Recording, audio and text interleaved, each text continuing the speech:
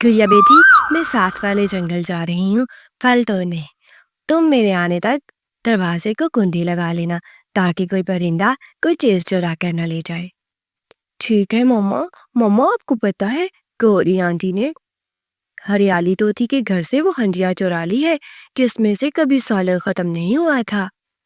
ہاں بیٹی، لیکن گوری آنٹی کا حال بھی اس شرارتی کوے کی طرح ہوگا جس نے ایک ننھے خرگوش سے پھل والی ٹوکری چرا لی تھی. مما، مجھے تو نہیں پتا اس بارے میں، وہ کیا بات ہے؟ ٹھیک ہے میری جان، میں تمہیں بتاتی ہوں. ساتھی جنگل بہت ہی خوبصورت تھا. وہاں ہر طرح کے درخت تھے، ہرے بھرے پودے اور رنگ برنگے پھول کھلتے تھے. اسی جنگل میں ایک ننھا سفید خرگوش ایک جھونپڑی میں رہتا تھا. اس کے کان لمبے لمبے، آنکھیں لال اور دل بہت ہی نیک تھا. خرگوش کے پاس ایک چھوٹی سی بنی ہوئی ٹوکری تھی. وہ روز صبح سویرے اٹھتا، درختوں سے تازہ پھل توڑتا اور اپنی ٹوکری میں احتیاط سے رکھتا. آم، امرود، بیر اور کبھی کبھی جنگلی سیب بھی توڑ لیتا. پھر وہ ہنستے کھیلتے اپنے دوستوں کے پاس جاتا. دوستوں، اور سب مل کر کھائیں، یہ پھل سب کے لیے ہے. مما، کیا وہ سب کو بانٹتا تھا؟ کیا اس کا پھل ختم نہیں ہو جاتا تھا؟ نہیں بیٹی، پرندے خوش ہو کر چہچہاتے، گلہری اپنی چھوٹی سی دم ہلا کر شکریہ ادا کرتی اور ہرن میٹھے لہجے میں کہتا، واہ خرگوش بھائی، تم واقعی سب سے اچھے ہو. پورے جنگل کے جانور خرگوش کو پسند کرتے تھے کیونکہ وہ لالچ نہیں کرتا تھا بلکہ جو کچھ ملتا سب کے ساتھ بانٹ لیتا تھا. اس لیے سب کہتے، یہ ٹوکری نہیں بلکہ خرگوش کا دل ہے جو سب کے لیے کھلا ہے. لیکن اسی جنگل میں ایک کالا کوا بھی رہتا تھا. وہ ہمیشہ ٹہنی پر بیٹھ کر سب کو دیکھتا رہتا. کوا بہت چالاک اور غرور والا تھا. جب وہ دیکھتا کہ خرگوش اپنی چھوٹی سی ٹوکری میں پھل رکھ کر سب کو بانٹتا ہے اور سب جانور خوش ہو جاتے ہیں تو اس کے دل میں جلن ہونے لگتی. کوا اپنی چونچ فڑفڑاتے ہوئے بولا، "ہں، یہ سب خرگوش کی تعریف کرتے ہیں.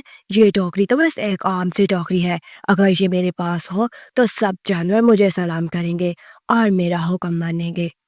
کوا بار بار سوچتا اور اپنے دل سے غرور بڑھتا جاتا. میں جنگل کا سب سے عقلمند پرندہ ہوں. اگر یہ ٹوکری میرے پاس آ جائے تو میرا رتبہ سب سے اونچا ہوگا اور میں امیر بھی ہو جاؤں گا. وہ دن رات یہی منصوبے بنانے لگا کہ کس طرح خرگوش سے ٹوکری چھین لے. ایک دن سورج نکلا تو جنگل میں ہر طرف رونق ہی رونق تھی. پرندے چہچہا رہے تھے، ہرن گھاس چڑھ رہا تھا اور گلہری درخت کے تنے پر دوڑ رہی تھی. اسی وقت خرگوش نے اپنی چھوٹی سی ٹوکری اٹھائی.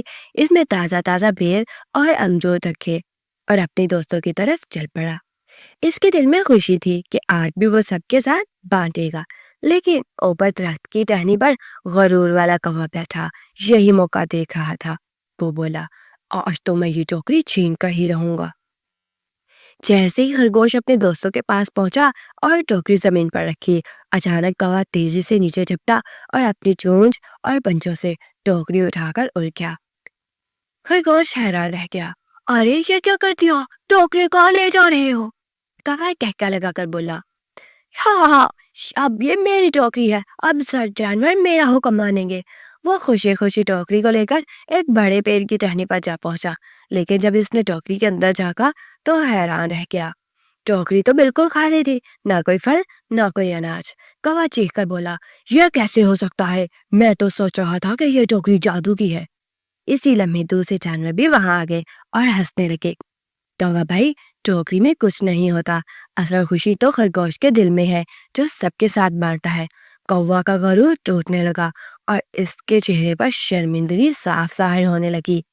کوا جب ٹوکری کے اندر خالی پن دیکھ کر شرمندہ ہوا تو اس کے دل میں خیال آیا، میں نے کتنی بڑی غلطی کی ہے.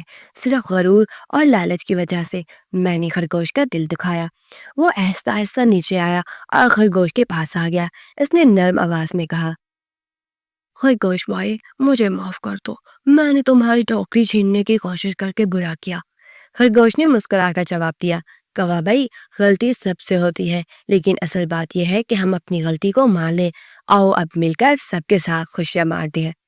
یہ سن کر کوا کے دل کا بوجھ ہلکا ہو گیا۔ وہ بھی خوشی خوشی خرگوش کے ساتھ پھل جمع کرنے لگ گیا۔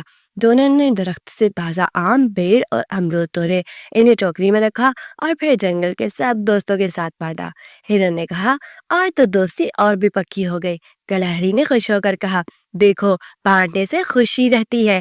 پرندے خوشی سے چہچہانے لگے اور پورے جنگل میں ہنسی خوشی کی آوازیں گونجنے لگی۔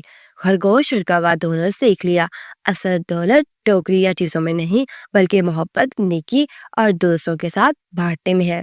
دوستو، جلدی سے چینل کو سبسکرائب کر دیں۔